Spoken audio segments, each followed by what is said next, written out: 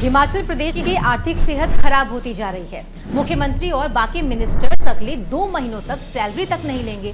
पर आखिर हिमाचल प्रदेश की हालत इतनी बिगड़ी कैसे, आइए समझते हैं। हिमाचल में करीब 2.5 साल पहले आई कांग्रेस सरकार लगातार कर्ज में डूब रही है। हिमाचल के आर्थिक संकट की वजह सरकार की तरफ से बांटी जा रही फ्रीबीज बताई जा रही है।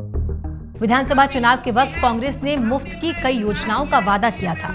सरकार बनने पर इन वादों को पूरा किया गया, जिसने कर्जा और बढ़ा दिया।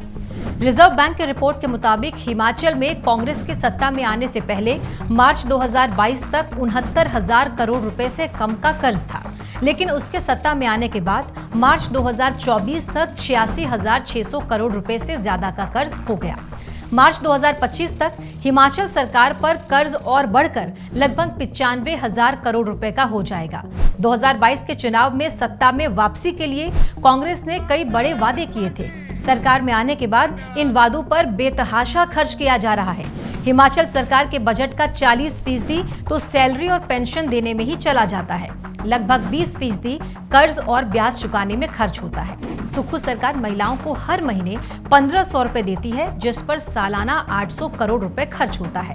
ओल्ड पेंशन स्कीम भी यहाँ लागू कर दी गई, जिससे 1,000 करोड़ रुपए का खर्च बढ़ा है, जबकि फ्री बिजली पर सालाना 18,000 करोड़ रुपए खर्च होता है। इन 3 स्कीम पर ही सरकार लगभग 20,000 करोड़ रुपए खर्च कर रही है। हिमाचल सरकार को और झटका तब लगा जब केंद्र सरकार ने कर्ज लेने की सीमा को और कम कर दिया। पहले हिमाचल सरकार अपनी जीडीपी का 5% तक कर्ज ले सकती थी, लेकिन अब 3.5% तक ही कर्ज ले सकती है। यानी पहले राज्य सरकार 14,500 करोड़ रुपए तक उधार ले सकती थी, लेकिन अब 9,000 करोड़ रुपए ही ले सकती है। आरबीआई की रिपोर्ट बताती है कि हिमाचल पर 5 साल में 30,000 करोड़ रुपए का कर्ज बढ़ा है। अभी 86,000 करोड़ रुपए से ज्यादा का कर्ज है, यानी हिमाचल में हर व्यक्ति पर 1,17,000 रुपए का कर्ज है। सिर्फ हिमाचल ही नहीं जिसके ऊपर भारी कर्ज है, कई राज्य ऐसे हैं जिन पर हिमाचल से भी ज्यादा कर्ज है।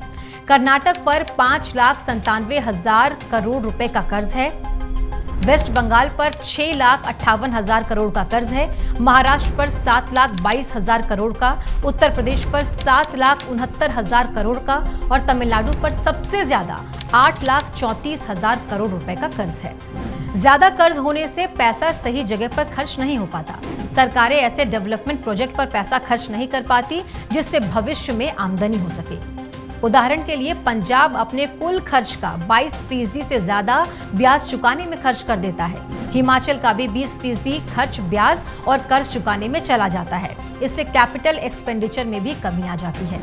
जून 2022 में आरबीआई ने अपनी रिपोर्ट में श्रीलंका के आर्थिक संकट का उदाहरण देते हुए सुझाव दिया है कि राज्य सरकारों को अपने कर्ज में स्थिरता लाने की जरूरत है, क्योंकि कई राज्यों के हालात अच्छे संकेत नहीं दे रहे।